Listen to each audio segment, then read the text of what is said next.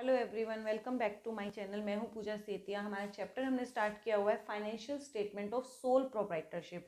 ये हमारा टीएस ग्रेवेल की बुक से हम इलिस्ट्रेशन कर रहे हैं जो कि विदाउट एडजस्टमेंट्स हैं। आज जो हमारा टॉपिक है इसमें एक एडजस्टेड परचेज का टॉपिक है कि कब आपको जब एडजस्टेड परचेज दी होती है, इसमें मैं ट्रायल बैलेंस का भी आपको टॉपिक बता दूंगी कि जब वहाँ पर भी एडजस्टेड परचेज होती है तो आपको क्या करना चाहिए। बच्चों को ये भी कन्फ्यूजिंग होती है। अब मैं क्वेश्चन रीड कर रही हूँ, आप स्क्रीन पर देखिए।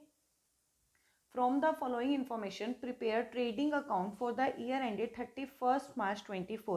एडजस्टेड परचेज, देखो अब एडजस्टेड परचेज दी हुई है, इसमें 11 लाख सेल दी हुई है और बाकी सारी आइटम्स हमने नोट डाउन की हुई हैं।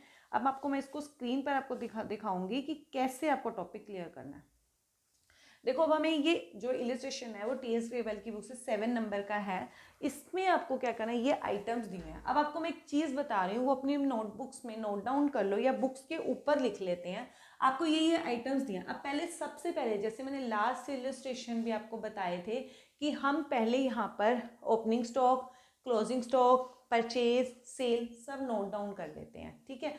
लेकिन जब आपको, मैं एक चीज़ पहले लिख लेते हैं ताकि आपको कंफ्यूजिंग ना हो। हमने लास्ट इलस्ट्रेशन में भी ऐसे किया।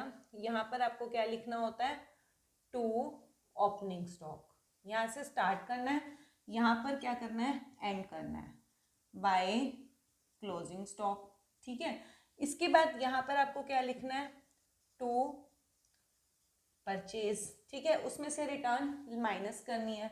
फिर यहाँ पे क्या लिखना है, by sale less return inward, और बाकी यहां से भी आपको क्या करनी है, लेस रिटर्न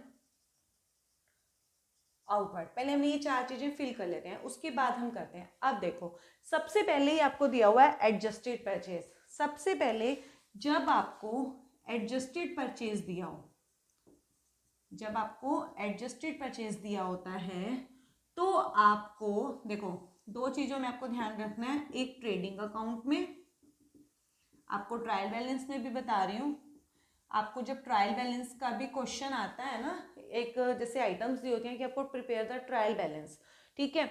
तो जब ट्रेडिंग अकाउंट बनाना होता है, जब ट्रेडिंग अकाउंट बनाना होता है और आपको क्वेश्चन के अंदर क्या दिया हो, एडजस्टेड परचेज, तो आपको इसके अंदर एक तो ओपनिंग स्टॉक, दूसरा क्लोजिंग स्टॉक और तीसरा रिटर्न आउटवर्ड, या फिर इसको बोलते हैं purchase return. Opening stock, closing stock, return outward, या फिर इसको बोलते हैं परचेज रिटर्न। इन तीनों को ट्रेडिंग अकाउंट में नहीं लेना, इन तीनों को ट्रेडिंग अकाउंट के अंदर आपको नहीं लेना जब एडजस्टेड परचेज आपको दिया होता है। और जब ट्रायल बैलेंस बनाने के लिए आता है और आपको आइटम्स दी होती हैं, जब एडजस्टेड परचेज दी होती है तो आपको ओपनिंग स्टॉक, ओपनिंग स्टॉक और रिटर्न, यही तीनों चीजें, ओपनिंग स्टॉक, रिटर्न आउटवर्ड और बीच में ही लिख देती हूँ क्लोजिंग स्टॉक। जब आपको ट्रायल बैलेंस बनाने के लिए आता है ओपनिंग स्टॉक, क्लोजिंग स्टॉक और रिटर्न आउटवर्ड, ये तीनों चीजें, जब ये भी तीनों, ये भी, जब आपको ट्रेडिंग अकाउंट बनाना हो तो ये तीनों आइटम ही नहीं लेने ट्रेडिंग अकाउंट में।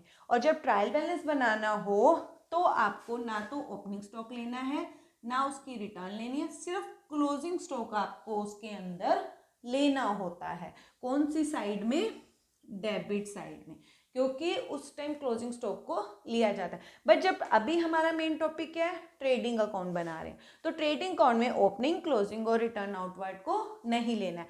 तो हम क्या करेंगे, इसको आप यहाँ से, ये तो मैंने समझाने के लिए लिखा था, लेकिन जब आप क्वेश्चन बनाओगे, आप अपने फाइनल उसमें स्ट्रक्चर बनाओगे तो आपको ओपनिंग स्टॉक इसको लिखना ही नहीं है और इसको भी नहीं लिखना, ये तो मैंने समझाने के लिए बनाया, ठीक है। और दूसरा ये रिटर्न आउटवर्ड भी नहीं लेना, ठीक है। तो आपको सीधा परचेज की जगह यहाँ पर क्या है, ये एडजस्टेड है, क्लियर। अब परचेज, एडजस्टेड परचेज है तो कितनी आ गई यहाँ पर, 11 लाख, क्लियर है। उसके बाद है सेल, सेल यहाँ पर लिख लो, सेल 12 लाख 50,000। जो जो होता जा रहा है वो लिखो। कैरिज इनवर्ड, इनवर्ड वाले एक्सपेंसेस सारे ट्रेडिंग में आते हैं। कितने हैं? 6,000। तो यहाँ पर क्या आ जाएगा? To carriage inward. आउटवर्ड वाले एक्सपेंसेस इसमें नहीं आते हैं।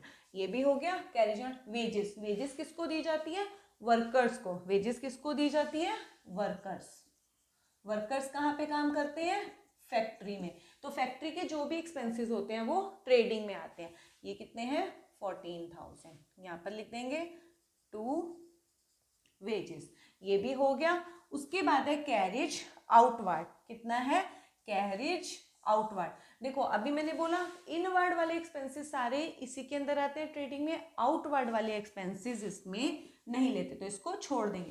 क्लोजिंग स्टॉक मैंने पहले ही क्रॉस कर दिया, ये भी हमें नहीं लेना है। तो बस रिटर्न इनवर्ड है नहीं, तो बस यहाँ पर कितना आ गया? 12,50,000। इस साइड का आप क्या करोगे? इधर से टोटल कर दोगे। दोनों साइड्स का आप टोटल अपनी रफ नोटबुक में करके देखोगे, दोनों साइड्स में से जिस साइड्स का टोटल ज़्यादा होता है वही आपका क्या होता है? आंसर। इधर दोनों साइड्स का टोटल इक्वल करते हैं। इधर भी हमें क्या करना है?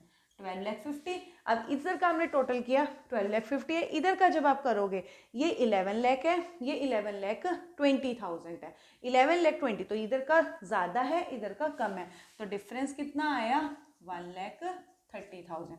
तो ये क्या हो जाएगा? Gross profit. ये जो ग्रॉस प्रॉफिट है ये कहाँ पर ट्रांसफर्ड होगा? Transferred in profit and loss account में। यहाँ पर ये क्वेश्चन बहुत अच्छा था। एडजस्टेड परचेज है, एडजस्टेड परचेज हमें देख लिया है कि कहाँ पर जब होता है तो हमें क्या क्या लेना है, क्या क्या नहीं लेना है, ये हमने आपको क्लियर कर दिया। स्टिल अगर आपको कोई भी आइटम नहीं समझ आई है कि कैसे हमने डाला, कैसे वैल्यूज डाली, तो कमेंट सेक्शन में छोड़ देना, उसका आंसर आपको दे देंगे।